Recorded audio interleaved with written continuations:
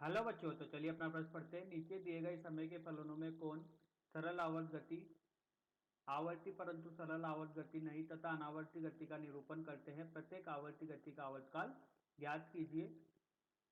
Omega कोई धनात्मक अचर है और फलन दिया गया अपन को कोस ओमेगा टी धन कोस 3 ओमेगा टी धन कोस 5 ओमेगा टी। तो चलिए प्रश्न के लिए मुख्य अवधारणा की चर्चा करते हैं बच्चों। मुख्य अवधारणा मुख्य अवधारणा में अपन यहाँ पर जो समझेंगे वो समझेंगे आवर्ती गति और सरल आवर्त गति क्या होती है। तो सबसे पहले यहाँ पर अपन आवर्ती गति की बात करते हैं। अगर आवर्ती गति की अगर अपन यहाँ पर देखें तो आवर्ती गति जो होती है वह एक निश्चित समय अंतराल में एक निश्चित पथ की अगर पुनरावृत्ति करे तो वही गति क्या कहलाती है, अपन की आवर्ती गति कहलाती है। देखिए बच्चों, यहाँ पर अपन का ये सूर्य है और इस सूर्य के परिध पृथ्वी जो होती है वो परिक्रमा करती रहती है। इसका जो परिक्रमण काल होता है वो होता है 365 दिन और इसका जो रास्ता होता है या पथ होता है वो भी क्या होता है, निश्चित होता है। तो यहाँ पर अपन बोल सकते हैं कि सूर्य के परिधि जब जहाँ पर पृथ्वी अपनी घूर्णी गति करती है तो वह एक आवर्ती गति कहलाती है, क्योंकि एक निश्चित समय अंतराल में एक निश्चित पथ की अगर जो पुनरावृत्ति कर रहा है तो वही क्या कहलाता है, अपन का आवर्ती गति कहलाता है। तो चलिए बच्चों, अब यहाँ पर अपन देखते हैं सरल आवर्त गति क्या होती है।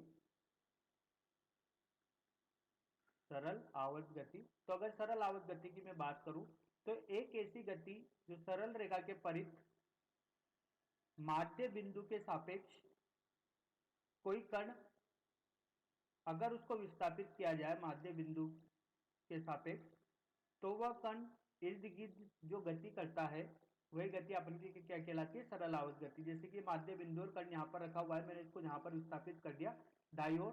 जब मैंने इसको यहाँ पर दाई ओर विस्थापित किया तो एक कण का त्वरण हमेशा जो लगेगा वो किधर की तरफ लगेगा, माध्य बिंदु की तरफ लगेगा। तो एक कण यहाँ पर आके रुक जाएगा कुछ देर के लिए और वापिस अपने त्वरण की दिशा को बदलेगा और माध्य स्थिति की तरफ जाने की कोशिश करेगा। इसी तरीके से इसके साथ किधर की तरफ होगा, वेग शून्य हो जाएगा और ये अपने त्वरण की दिशा बदलकर किधर की तरफ जाने की कोशिश करेगा, माध्य स्थिति की तरफ जाने की कोशिश करेगा। तो ऐसा गति जो माध्य स्थिति के इर्द गिर्द अगर कोई कण यहाँ पर गति कर रहा है तो उसी को अपन क्या बोलते हैं, सरल आवर्त गति बोलते हैं।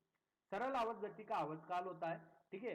और अगर इसका आवर्तकाल होता है तो इसकी जो समीकरण दी जाती है वो दी जाती है ए विस्थापन की जो समीकरण दी जाती है वो विस्थापन की समीकरण कुछ इस तरीके से दी जाती है, एक्स बराबर ए साइन ओमेगा टी से दी जाती है, ठीक है। और इसका आवर्तकाल होता है 2 पाई/ओमेगा, ठीक है। अलग अलग स्थिति में इसका आवर्तकाल अलग अलग होता है, सामान्यतः 2 पाई/ओमेगा से दिया जाता है इसका। तो बच्चों, यहाँ पर अपन आवर्ती गति और सरल आवर्त गति के बारे में देखा। अब चलते हैं अपने प्रश्न के मुख्य हल पे चलते हैं और देखते हैं कि अपन को यहाँ पर फलन दिया गया है। फलन है अपना यहाँ पर देखिए कोस ओमेगा टी धन कोस 3 ओमेगा टी धन कोस 5 ओमेगा टी। अगर यहाँ पर मैं बात करूं तो ये जो प्रत्येक फलन है, ये प्रत्येक फलन क्या है, एक आवर्ती गति को प्रदर्शित करते हैं, ठीक है। अगर ये प्रत्येक फलन आवर्ती गति को प्रदर्शित करते हैं तो इसका जो परिणामी होगा वो परिणामी भी क्या होगा, एक आवर्ती गति ही कहलाएगा। परिणामी भी क्या कहलाएगा, अपन का आवर्ती गति कहलाएगा।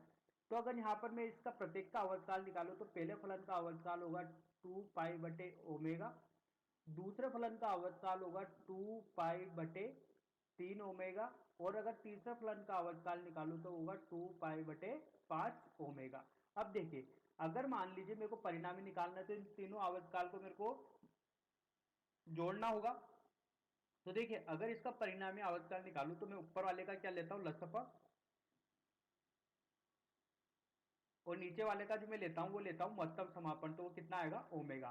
तो इस पूरे फलन का जो आवर्तकाल निकल के आया वो पूरे फलन का आवर्तकाल भी एक आवर्ती गति ही कहलाएगी और उसका आवर्तकाल होगा 2 पाई/ओमेगा होगा। तो बच्चों, यही अपना उत्तर है और पूछा गया है कि इसमें जो गति होगी वो आवर्ती गति कहलाएगी और आवर्तकाल इसका ये कहलाएगा। तो बच्चों, आशा करता हूं आपको यह समझ में आया होगा। धन्यवाद।